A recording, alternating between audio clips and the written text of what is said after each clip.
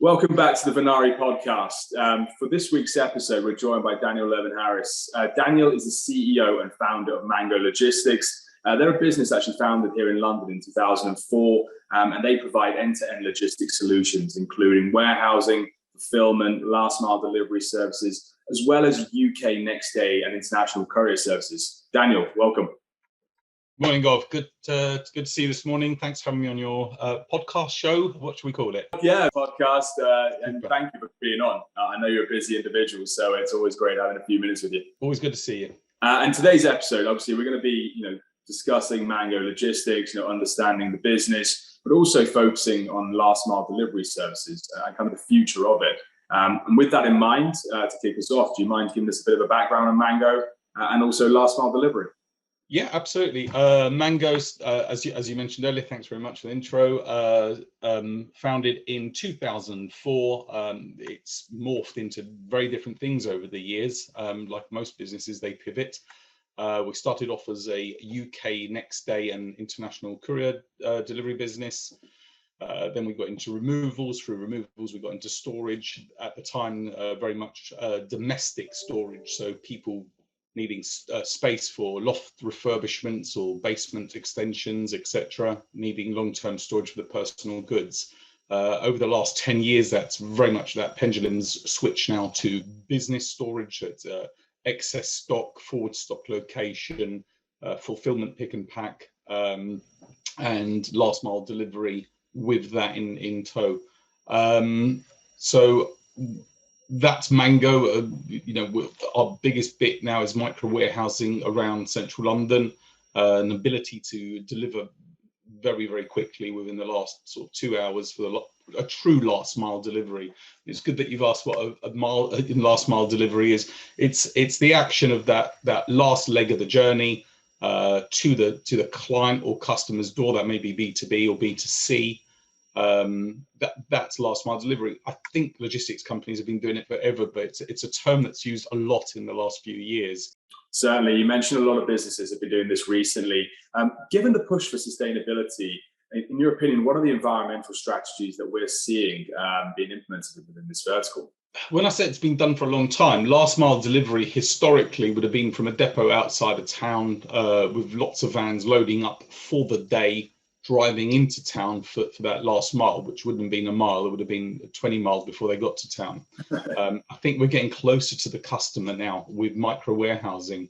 So just by that action alone, we're able to use different vehicles, smaller vehicles, environmentally friendly vehicles, i.e. cargo bikes, small electric delivery vehicles. Cargo bikes, not just similar to the picture behind me with my son on it. So I think we got close to the clients. We can use different vehicles. We can go back and load up again. We don't need to do that 20-mile journey from a depot. So we've gotten close to the clients. We can use different vehicles for that. And that's the main environmental impact, or better environmental impact, I should say. Yeah, we're even seeing some big companies like IKEA now investing in urban warehousing. Obviously, the huge investment on Oxford Street, with, I think it was Topshop's flagship office in terms of taking that.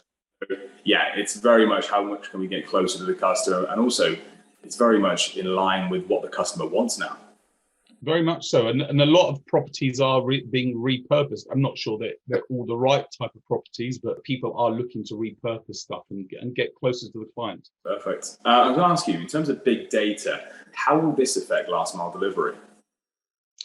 I think we can get better, more efficient at it in terms of routing, definitely. What purpose of vehicles do we use? So you mentioned IKEA. If it's a two-man delivery, you can do your routes better and try and divide those goods rather than all two-man delivery goods go onto two-man delivery vehicles and vice versa. So routing is a big one. Customer intelligence. So knowing what, if you've delivered to a certain client a few times, what their preference is, leave it on the doorstep, deliver it in the evening. So trying to gain this knowledge and understanding of what the clients want. It's not necessarily our data. Sometimes it's the brand's data, and it's their choice if to share it with us. But the stuff that we know is making us more efficient, also in layout in warehouse. So quick moving goods, you put them at the front of the warehouse. Slow moving goods could be at the back of the warehouse or higher up on a different shelf. So rotation of goods, that's where we're seeing a lot of use in the data. I was going to ask, what type of products Mango are usually delivering at the moment?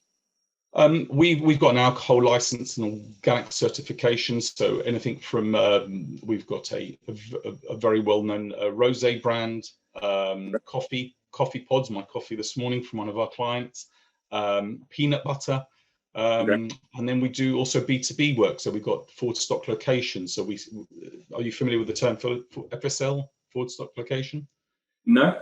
So we keep consumables for printers and IT equipment in town. Engineers that provides the IT services to institutions, banks can move a lot quicker. They might use public transport or a bicycle. We deliver the spare parts directly to meet with them. So we keep a very small float of spare parts that we can react quickly 24 hours a day and move those parts into London. So that's more a term used in business to business forward stock location. I guess it's stocks, so it could be B2B or B2C, but it's having a small float of goods that you can react quickly, and having warehouses in town allows us to do that. In your opinion, what is the future for final mile delivery? I think we're living in the future. I just think we're going to keep tightening the bolts. So better cargo bikes is a huge development in micromobility. So having the right purpose vehicles, I think a lot of bike manufacturers are now talking to people like us in logistics to find out what we want rather than them going off and building the vehicles. So better vehicles, more micro warehousing, the correct micro warehousing, because I think people are going to find out what works and what doesn't work. You want to be as close to the consumers as possible, but you don't want to have a noisy neighborhood if you're living in it. So it's getting that balance right.